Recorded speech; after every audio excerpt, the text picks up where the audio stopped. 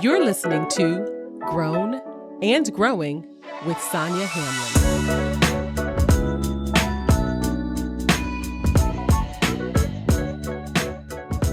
Thank you so much for joining me for the first episode of this podcast. I am so grateful that you took a moment of your day to spend with me. I really appreciate it. I'm so grateful. So let's get into this topic. Today, we are talking about the dreaded four-letter F word, fear, not that other F word. We'll talk about that in later episodes. Stay tuned. But today we're talking about fear. And we're not talking about like a fear of spiders or a fear of snakes, or even fear as it relates to your family or your friends. This fear that we're talking about is the fear that holds you back from living your best life. The fear that surrounds those dreams that you've been holding on to for years that you haven't told anybody about. Those are the fears that we are talking about today. Now, you may think, okay, this girl is in her mid-40s talking about fear. Shouldn't that be something she has conquered already? But let me tell you, to be honest, fear is something I definitely grapple with every day. It's something that I think about and that I try to look for in my life. It's almost like a frenemy, and I'll explain it to you in a few minutes why I described it that way. Fear definitely hits different in your 40s. I mean, if you think about the things that you were scared about in your 20s and 30s, it pales in comparison. In fact, it doesn't even compare. It's almost laughable. Some of the things we worried about in our 20s and 30s, gaining weight, getting pregnant, pleasing our parents, keeping your job, just adulting in general was enough to drive you crazy. But in your 40s, you kind of evolve past some of those fears, right? As adults, we learn how to adult, hopefully by 40. Some of us are still learning. It's okay though. But I think when we've turned 40, the fear looks different because of two things. One, there's a sense of mortality, right? I think the past 2 years we have been living through a pandemic. We've seen a lot of people pass away. It seems like every other week we're hearing about a celebrity dying in their 40s and 50s. And that really hits close to home now. When I was 20, I wasn't really tripping off somebody in their 50s dying because, it was 50 and I was 20. But, now at almost 44, when I hear somebody in their 50s have passed away, that hits me a little bit differently. And then the second thing that kind of changes fear for me is that I've been through, we've been through some things when you hit 40. You've lived some life, a little bit of life, right? You figure some things out. So your fears are a little bit different than when you were in your 20s and 30s. There may be some people out there saying, it's too late. I'm 40. I'm about to be 50. It's too late for me to dig into those dreams of my childhood. I'm too old. I have too many responsibilities. I got to take care of my kids or my parents. I have to work this job, pay these bills. When do you have time to dream? And when do you have time to go out there and conquer fears? And for me, I say it's never too late. In fact, urgency is necessary. If the last 2 years haven't taught me anything, is that we need to be urgent about conquering the fears in our lives so we can live the lives that we are supposed to live. So I want to talk about the type of fear that has kept me from living my best life. It's the fear that I am grappling with now. And so we're going to talk a little bit about that. In the first half of my adult years, I spent a lot of time checking boxes. I am a child of baby boomers, and they instilled in me that I need to go to college and get a good job. That's what my mama said, and that's what I did with extra credit, right? I went to college, I went to grad school, I got a good job, I got promotions, I bought a house, I got married, I had kids. I checked all the boxes that would make them proud. I was like, check, check, check, extra credit, check. Realizing that the absence of fear meant I wasn't pushing myself enough. It meant I was playing it safe in my life. So I was in my comfort zone, afraid to move out of the things that made me most comfortable. That was a big revelation to me. And what does it mean when I say I wasn't pushing myself enough? It means that the jobs that, I was considering were too easy, right? So I would go and, look at jobs and I could check off every little thing, like every little piece of the job description I can check off. That meant I shouldn't have been applying for that job because it was too easy. Or it could mean that you're not saying the things that need to be said, that you are censoring yourself because you're afraid of what another person will think or how they will feel. And so you hold back in order to make someone else feel better. So you're not saying the things that need to be said, or you're not pursuing the things that potentially would give you the most gratification because it's scary. That's what it means to be playing it safe in your life. And so I noticed for me that stepping out of my comfort zone was a big fear of mine, and I needed to address it. So that may not be a fear for you. That may not be how fear shows up in your life. It may be different. It could be a fear of being alone. It could be a fear of rejection. It could be a fear of missing out. So how is fear showing up in your life? So once I identified that, I was in my comfort zone and I needed to do more to get out of that box I've built for myself, I started to look for red flags that meant fear was around. And the reason I describe fear as a frenemy, because it's almost like a warning bell. It's like if I was feeling a little fear or feeling a little bit uncomfortable, I should probably go towards that thing. Now, let me say that I am a very careful person. I take calculated risk. I am not out here tempting fate or living on the edge. That's not me. So when I say that things were making me feel uncomfortable, that is in my world. So if you're out here living on the edge and you always tempting fate and you're always like, whoo, that was close. Maybe that's not your fear. You have a different fear that you need to go assess. But for me, feeling uncomfortable was a sign that I needed to go in that direction. This podcast is a perfect example of that. I had it on my heart to do a podcast for the last 3 years. I wanted to do one about women in their 40s. I had this idea, but I was so afraid to do it. And, I finally got to the point where I was like, okay, look, it's either now or never. We're going to do this thing. And if I'm the only person that listens to it, or my sisters, because I'm going to force them to, it's okay because I conquered a fear and I did it. I don't like the feeling of fear. I hate it, actually. I'm an overanalyzer, and it tends to show up as anxiety, like physically. But if I learn how to manage it and deal with it, then I'm a lot better for it. And so in order to combat the fears, I have to identify what they are, right? I can't just say, oh, this is scary.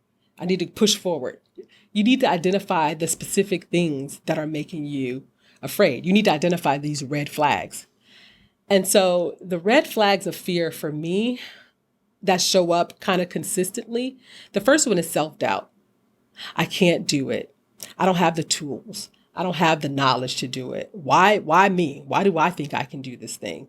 Self-doubt, probably number one on the list for a reason, because it shows up in ways that kind of disqualify me, right? I want to disqualify myself. That's a fear. The second one is avoidance. Let me tell you, I am never more busy than when there is something I need to do that scares me. So when there's something that scares me, I find all the things to do. It's a form of procrastination. I got to take the kids to school and their activities. I have work to do. I have a man to attend to. I got to get this house done. I got to have fun. I don't have time to do this scary thing. So I'm going to put all the things in front of it so I don't have to deal with it. Avoidance. This third one, it's kind of interesting because not everybody has this fear, or at least they don't admit to it. But it is, there's a concern about what other people think. What are people going to think if I do this? Now, everybody doesn't have this fear. At least they don't vocalize it, right? My husband, if he cares about what other people think, that would be a shocker to me because he moves in a way that shows me he doesn't care about what other people think. He's going to do that thing. And if it pleases him, he's going to be happy with it. I still struggle with that a little bit. Not to the point where it keeps me from doing things, but they definitely bubble up as a red flag for me. And the last thing is, am I going to fail or look stupid? That's another big one. I am an overachiever, right? I love to achieve. I love to do well in things. People have described me as type A. I don't think I'm type A, but people out there would say, some people would say that. But, a fear of failure is another one that bubbles up. On the flip side, right, a 4B would be a fear of success. Now, some people have a fear of succeeding because they don't feel like they'll be able to live up to it consistently. So I hit that mark once, can I do it again? Or the fear of success means that there will be changes in their relationships. So their families and friends will relate to them differently because they've had this fear of success, and how will it change that dynamic? So those are a few red flags that tend to bubble up for me when I know fear is circling the wagons around me. Self-doubt, avoidance, concerning myself with what people think, and am I going to fail or am I going to succeed? So what do we need to do to overcome this fear? One of my favorite quotes about fear is, everything you want is on the other side of fear.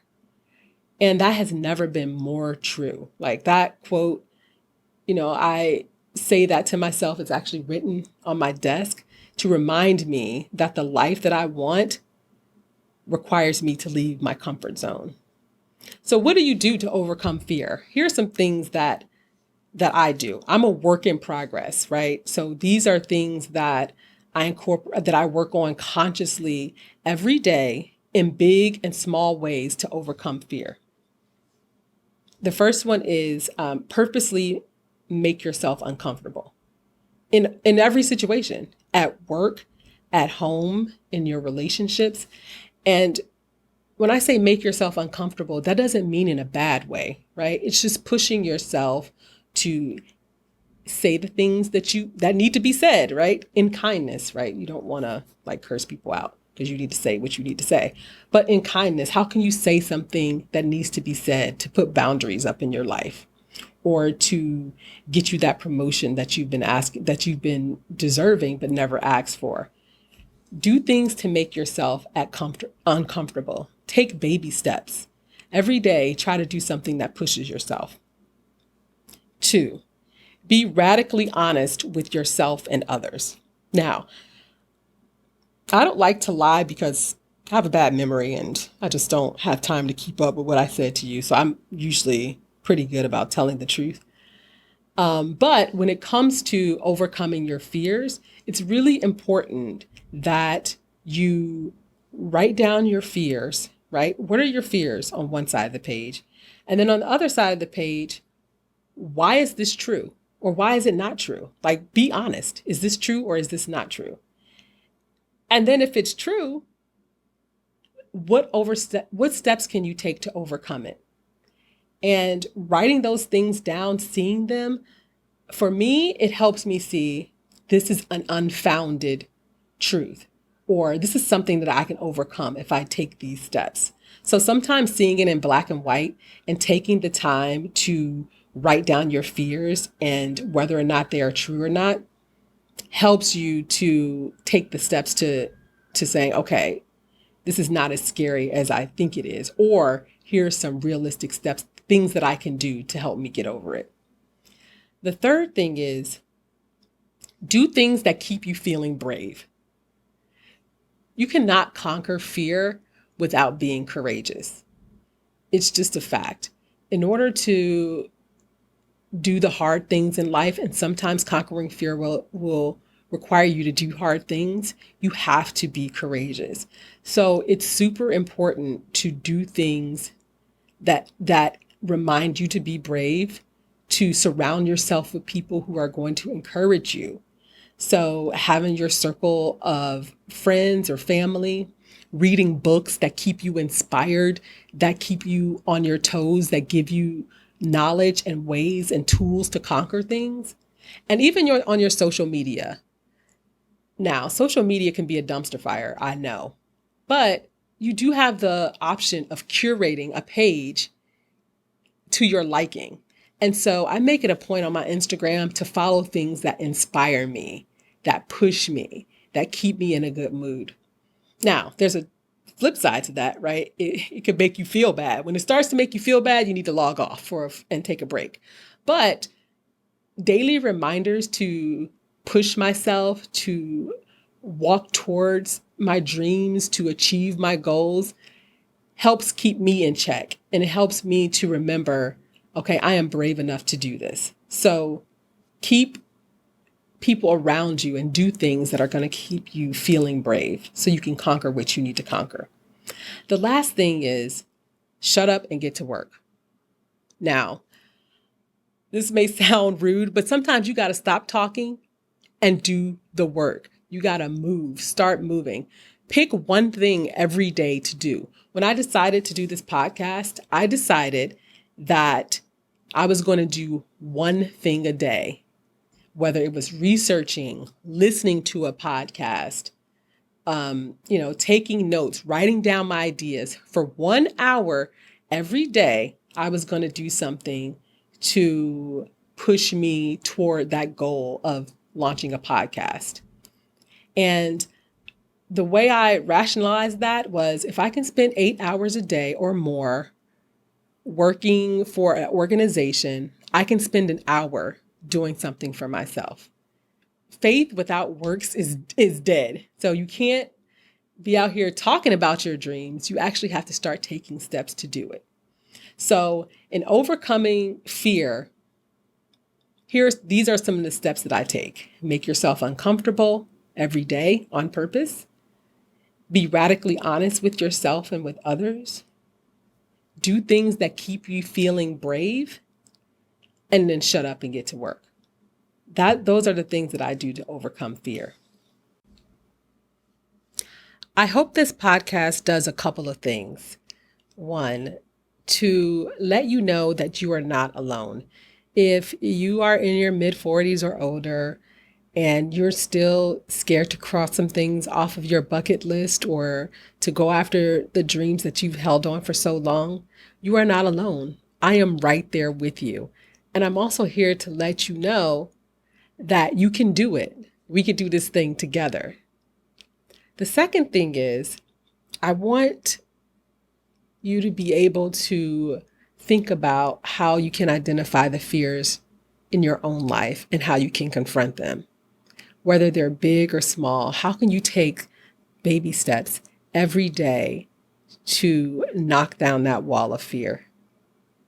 Thank you so much for joining me, and I will see you next time.